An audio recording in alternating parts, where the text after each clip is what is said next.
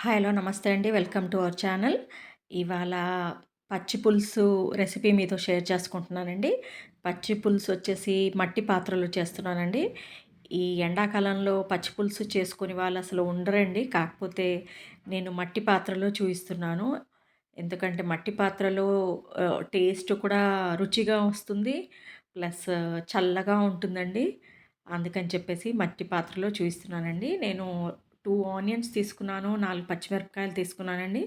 మీకు ఒక చిన్న టేబుల్ స్పూన్‌తో ఒక స్పూన్ సాల్ట్ తీసుకున్నాను. ఓ నిమ్మకాయ, చిన్న నిమ్మకాయ అంత చింతపండు నానబెట్టుకున్నానండి.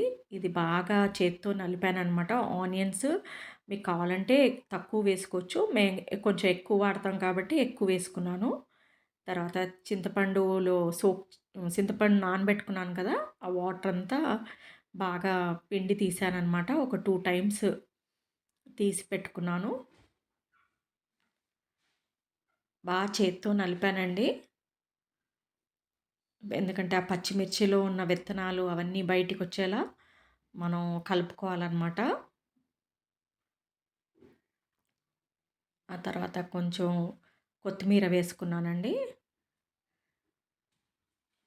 ఇప్పుడు ఒక చిన్న కడాయి పెట్టుకొని తాలింపులోకి కాస్త నూనె వేసుకున్నానండి. కొంచెమే పడుతుందండి నూనె.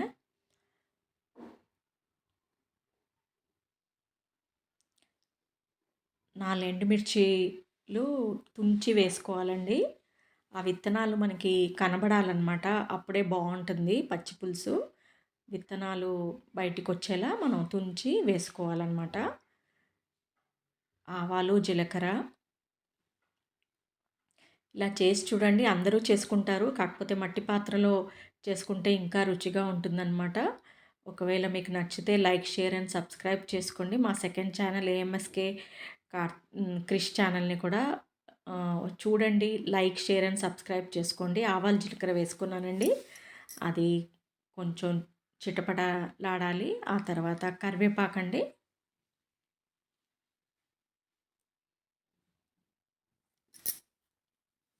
కొంచెం కరివేపాకు వేసుకున్నాను. సింపుల్ రెసిపీ అండి. కాకపోతే మట్టి పాత్రలో చేసుకుంటే టేస్టీగా ఉంటుందని చూపిస్తున్నాననమాట.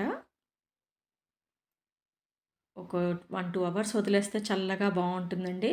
తర్వాత 2 స్పూన్స్ నువ్వులు వేసుకున్నాను. చిన్న టీ చిన్న టేబుల్ స్పూన్‌తో 2 స్పూన్స్ వేసుకున్నాను. కొంతమంది నువ్వుల పిండి వేసుకుంటారండి. నేనైతే డైరెక్ట్‌గా నువ్వులు కొంచెం స్టవ్ ఆఫ్ చేసి వేయించుకున్నాననమాట. వేడికి వేగుతుందనమాట. ఆ నూనె వేడికి అలా వేయించుకొని కలుపుకున్నానండి.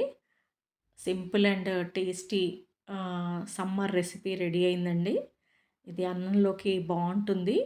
దీనికి వంకాయ, ఆలు రెసిపీ సూట్ అవుతుందండి. థ్యాంక్ యూ అండి.